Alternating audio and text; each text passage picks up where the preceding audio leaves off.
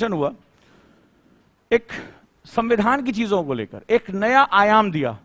और आप लोगों का काम है पीछे जाके थोड़ी देर खड़े रहिए। तो देखिए, जो स्मार्ट नोट नहीं बना रहा है, जो मेरे डिस्कशन नहीं लिख रहा है, उसको पहले उठा के बाहर कर दो क्लास से। चलो आज देखो मैं कैसे खड़े होकर मेहनत करता हूं, ताकि तुम लोग को पता चले मेहनत क्या होती है। हाँ जी, तो प्रस्तावना को लेकर एक नई बात निकल गई। आपने जैसे कहा कि संविधान की याद, मैंने कल आपको बताया कि प्रस्तावना के पीछे क्या एक बहुत महत्वपूर्ण सेगमेंट था। भारत के लोगों को पता था जब भारत आजाद होता है तो भारत के 92% बच्चे कभी स्कूल नहीं गए थे, 0 to 6। भारत की लिटरेसी रेट बहुत कम था। ऐसे में संविधान की जटिल जो चीजें हैं वो कैसे लोगों को बताई जाए, कैसे समझाई जाए, तो रखा कि यार मैं प्रस्तुत करता हूं या हम प्रस्तुत करते हैं। तो वहां उन्होंने इसीलिए उसकी आत्मा कहा गया कि अंदर जो कुछ भी हो रहा है वो एक आम इंसान भारत का, जो पढ़ लिख भी नहीं सकता, जो वास्तविक परिस्थितियों में पिछड़ा हुआ है, उसको भी वो समझा सकें, बता सकें कि देखो यह संविधान नाम की जो किताब है वो तुम्हारे किन चीजों की रक्षा करेगी। लो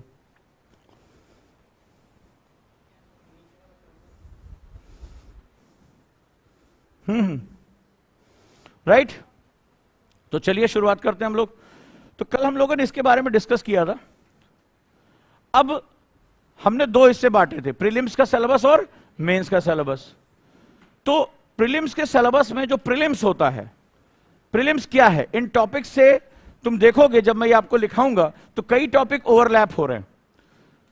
तो प्रीलिम्स के लिए संसद अलग नहीं होगी और ना मेंस के लिए संसद अलग होगी, ना जुडिशरी अलग हो जाएगी। मैं प्रीलिम्स वाला जुडिशरी हूं, मैं छोटा सीजेआई हूं, मैं बड़ा सीजेआई हूं, ऐसा नहीं होने वाला। तो दोनों के ओरिएंटेशन में कुछ तो अंतर होगा। वो ओरिएंटेशन का अंतर क्या है? प्रीलिम्स किसे कहते हैं? What do you mean by prelims? Prelims किसे कहते हैं? आए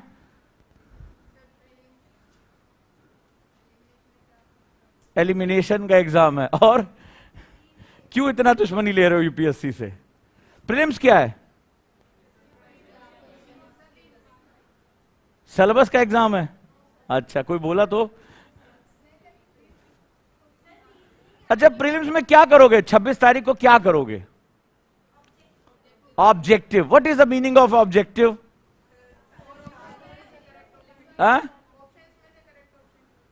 ऑप्शंस में से करेक्ट ऑप्शन चूज करना। बोलते जाओ और लिखते जाओगे तो और अच्छी बात है।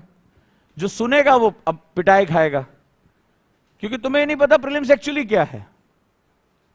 तो हमारे एक कहावत है कि बिच्छी का मंत्र जाने ना सांप के बिल में हाथ डाले। यानी अभी बिच्छू जो होता है स्कॉर्पियन, उसको तुम्हें पकड़ना नहीं आता, तुम सीधे सांप पे हाथ डाल रहे हो। तुम्हें यही नहीं पता कि प्रीलिम्स का बेसिक नेचर का। तुमने सुन लिया कि प्रीलिम्स होता है, मेंस होता है, इंटरव्यू होता है। प्रीलिम्स क्या होता है तुमने कभी सोचा ही नहीं, क्योंकि मैंने डे 1 कहा था ये डिमांड सप्लाई है। जैसे इवनिंग बैच में मेरा सेमिनार चल रहा था, तो उसमें मैंने कहा था जैसे आप राशन की दुकान पर जाते हो और आप कहते हो भैया 2 किलो आटा दे दो, और वो तुम्हें साबुन निकाल के दे दे। फिर तुम कहो नहीं 2 किलो आटा दे दो, फिर वो तुम्हें निकाल कर जो है निरमा दे दे, तो तुम्हें कैसी फीलिंग आएगी? तो क्या बोलोगे उसको? बहरे हो क्या? समझ में नहीं आता कि तब से आटा मांग रहा हूं तुम मुझे ये दे रहे हो। तुम एकदम ऐसे ही हो, तुम उस दुकानदार की तरह हो, क्योंकि वो तुमसे कुछ डिमांड कर रहा है कि भाई मुझे आटा दे दो। मैं क्लास में हूं, बाद में करता हूं, ठीक है? तो आटा दे दो और तुम उसको कुछ और दे रहे हो। तो तुम्हें ये नहीं पता प्रीलिम्स क्या, तो फिर क्या करोगे? पढ़ोगे क्या? अब वही चीज तुम्हारी जो पार्लियामेंट है वो प्रीलिम्स में और पार्लियामेंट मेंस में, अंतर कैसे करोगे? अब जैसे इन्होंने कहा ऑब्जेक्टिव है। What is objective?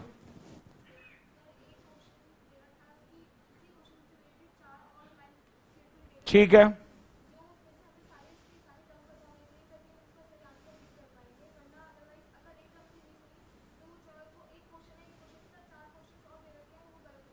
ठीक है, और कुछ? ये तो उस दिन की बात हो गई कि आपने बताया ऑब्जेक्टिव है, 4 ऑप्शन दिए हुए हैं, एक सही ऑप्शन चुनना होता है। बट जब तुम आज खड़े हो तो तुम इस पार्लियामेंट को कैसे पढ़ोगे? चलो बताओ। बेटर अंडरस्टैंडिंग ऑफ बेसिक ये कॉन्सेप्ट, बेसिक कॉन्सेप्ट किसे कहते हैं?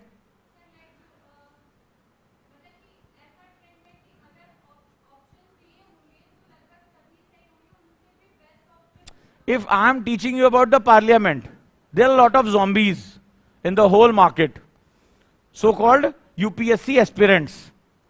Zombie होता है, ऐसे ऐसे चलता रहता है वो, मैं आईएएस की तैयारी कर रहा हूं, पूरे टाइम ऐसे मैं आईएएस की तैयारी कर रहा हूं। बुरा नहीं मानना, लेकिन ये सच्चाई है। तो बोले क्या करे, नहीं वो पिक्चर में दिखाते हैं ऐसे ऐसे, तो वो दूसरे वाले को भी डस लेता है, वो काट लेता है ना, तो वो भी ज़ॉम्बी बन जाता है। पिक्चरों में देखा होगा तुमने।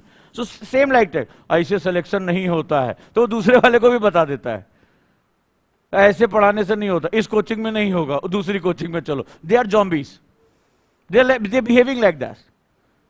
और वो उनसे पूछो क्या कर रहे हो, आईएएस की तैयारी कर रहा हूं, जैसे उन्हें पिक्चरों में दिखाते, बिल्कुल एक्चुअली यही हाल है। हाउ, क्यों? क्योंकि ये पूरा गेम डिमांड सप्लाई का है। तो वो जो तुम डिमांड कर रहे हैं वो तुम सप्लाई। अब जैसे तुम्हारे सामने पार्लियामेंट आ गई, एनसीईआरटी है तुम्हारे सामने।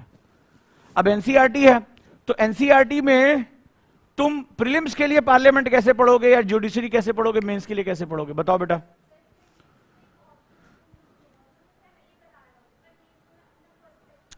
अरे फिर तुम वही बात कह रही हो कि 4 ऑप्शन में से सही बताना। मैं बात कर रहा हूं तुम्हारी आज की।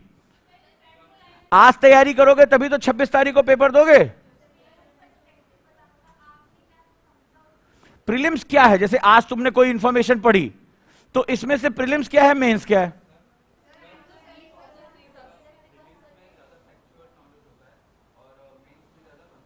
प्रीलिम्स में फैक्चुअल नॉलेज होता है। हाय हाय,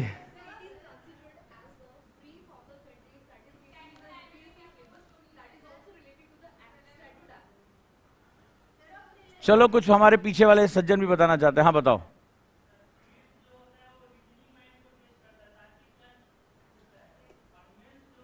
ये जो वर्ड तुम लोग यूज कर रहे हो ना कि ये 4 ऑप्शन होते हैं, ऑब्जेक्टिव होता है, और सम काइंड ऑफ, तुम लोगों ने अभी कई नाम बोले कि कॉन्सेप्ट क्लियर होता है, ये सब बड़ा ब्लर सा कॉन्सेप्ट है, एब्स्ट्रैक्ट। ऑब्जेक्टिव किसे कहते हैं?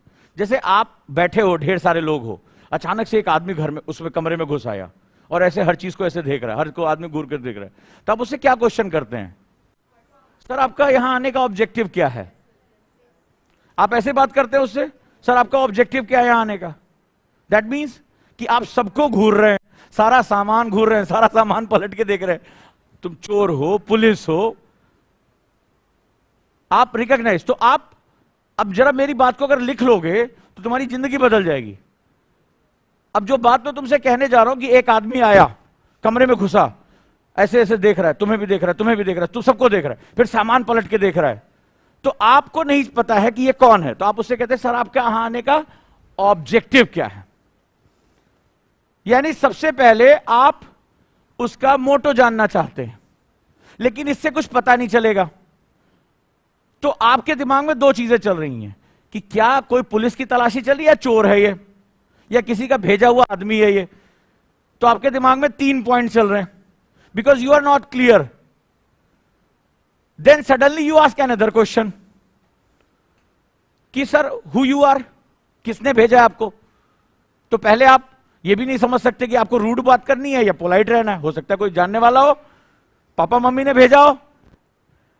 तो आप बीच का रास्ता अपना रहे हैं। यहां पे समझते जाना, इस पूरी कहानी को लिखना, तुम्हें समझ में आएगा प्रीलिम्स क्या है। नहीं तो आधे टाइम तक तो बच्चों को पता ही नहीं पड़ता कि इस किताब से पढ़ना क्या है। तो you start asking some questions कि सर आप कौन हैं, किसने भेजा आपको? तो उसने कोई जवाब दिया, फिर आप अंदाजा लगाते हो कि इस अजय विजय नाम के आदमी को मैं जानता हूं कि नहीं जानता हूं। अगर आपके डाटाबेस से वो मैच कर जाता है, अच्छा अजय ने भेजा, क्यों भेजा है? फिर आप अगला क्वेश्चन पूछ, पहले आपने पूछा किसने भेजा है, फिर आपने पूछा क्यों भेजा है। बड़ा जादुई चीज बता रहा हूं तुम्हें। क्यों भेजा है? तो उसने बताया कि उसका कोई सामान पड़ा हुआ है। देन यू सडनली डिसाइड, घर मेरा है, how dare you to touch my things. I बोलते हो ना, तुम्हारी हिम्मत कैसे पड़ी, तुमने सामान टच कर लिया। तो उससे बोलते आपको जो चाहिए आप हमसे मांगिए, आप मेरे दोस्तों को घूर रहे हैं, आप सामान को उठा रहे हैं। Then you suddenly take decision कि मुझे क्या करना चाहिए। तो अगर वो लॉजिकल डिमांड कर रहा है तो आप उसकी पूरी करोगे, और अगर वो इलॉजिकल है तो आप डिसीजन ले लोगे। आप जा रहे हैं कि मैं पुलिस को बुलाऊं, पापा को बुलाऊं, मम्मी को बुलाऊं, करते हो कि नहीं करते हो? It is general behaviour. तुम्हें आज तक प्रीलिम्स किसी ने इस तरह नहीं समझाया होगा जैसे मैं समझा रहा हूं। अब तुम इस तरह से करते हुए इसका इन्वेस्टिगेशन करते हो कि नहीं करते हो? एंड आफ्टर इन्वेस्टिगेशन, यानी कि पूरा परीक्षण करने के बाद आप एक जजमेंट देते हो कि मुझे ये सामान देना है, मुझे पुलिस को बुलाना है। बोलो सही कह रहा हूं गलत कह रहा हूं? सही कह रहा हूं? अब यही चीज तुम्हारे साथ लागू हो जाती है प्रीलिम्स में। अब ये जादू की घड़ी है, तुम्हें समझ लो, इसको बहुत ध्यान से समझना कि यूपीएससी ने तुम्हारे सामने किताब प्रस्तुत कर दी जो छोटे बच्चों के लिए थी, सो कॉल्ड एनसीईआरटी फलाना ठिकाना। अब तुम्हें इसमें से इन्वेस्टिगेशन करना है, क्योंकि इस इंफॉर्मेशन में, ये इंफॉर्मेशन पॉलिटी का स्टूडेंट भी पढ़ रहा है, ग्रेजुएशन का, ये स्कूल का बच्चा भी पढ़ रहा है, ये भारत का कोई भी नागरिक जो संविधान, इतिहास, भूगोल समझना चाहता है उसके लिए बिल्कुल कॉमन इंफॉर्मेशन है। ना तो यूपीएससी वाला हिमालय अलग है, ना गंगा मैया अलग है यूपीएससी वाली, सब कॉमन है, लेकिन इस एग्जाम का पर्पस अलग है। सो आपने उस समय एक लॉजिकल डिडक्शन देने के लिए कि आदमी सही है, गलत है, चोर है, पुलिस है, आपने उसका आईडी कार्ड मांग लिया, उसने कहा मैं पुलिस से आया हूं। बोले आप क्या करेंगे? अगला क्वेश्चन क्या करेंगे? आईडी दिखाइए, सर्च वारंट दिखाइए, राइट और रॉन्ग? इस पूरी प्रक्रिया को बोलते हैं reasoning process. The whole process is all about reasoning process. बड़ा खूबसूरत कंक्लूजन आपको दे रहा हूं। This whole process is known as reasoning process.